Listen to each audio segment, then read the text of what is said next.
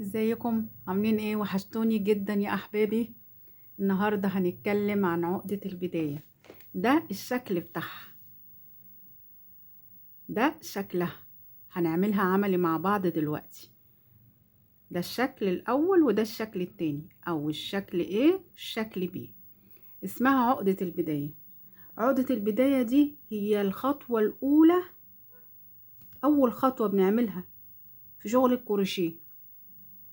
بتثبتي بيها الخيط على الابرة قبل ما تبتدي اي سلسلة، وهي بسيطة جدا جدا جدا. هتقولي لي ازاي انها بسيطة يا أبلة؟ هقول لكم ازاي. هي زي حزام الامان. عارفين حزام الامان؟ هي دي. لازم تربطيها كويس على الإبرة عشان الخيط ما يتزحزحش يمين ولا شمال. خلاص. وكمان ما تشدهاش قوي عشان تبقى مرتاحة معاكي وانت بتشتغلي. طيب، هي ليها شكل تاني؟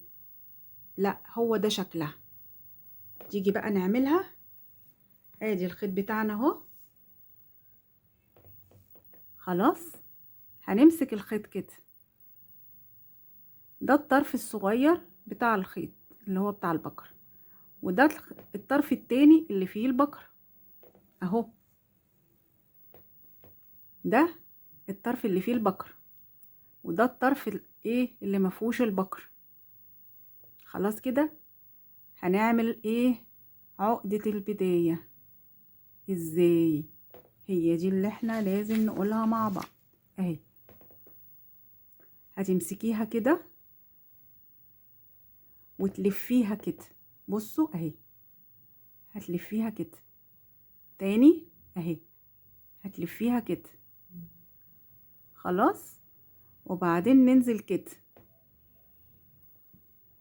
هيبقى عندي دايرة هنا ودايرة هنا ودايرة في النص. صح كده؟ تاني اهي.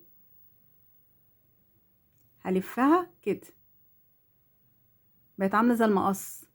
وبعدين انزل كده وامسك الاتنين ببعض. يبقى عندي كام دايرة؟ 1 2 3. همسك الابرة بتاعتي واخش في الخانة دي. مش دي ولا دي، هخش في الخانة دي. وبعدين ادخل الابرة من هنا واطلعها من هنا تاني. ادي خانة 2 3. ادي الخانة بتاعتي اهي. هحط الابرة فيها وبعدين اطلعها من ورا الخانة دي. شايفينها؟ واطلع لفوق كده. كده انا عملت عقدة البداية اهي. خلاص.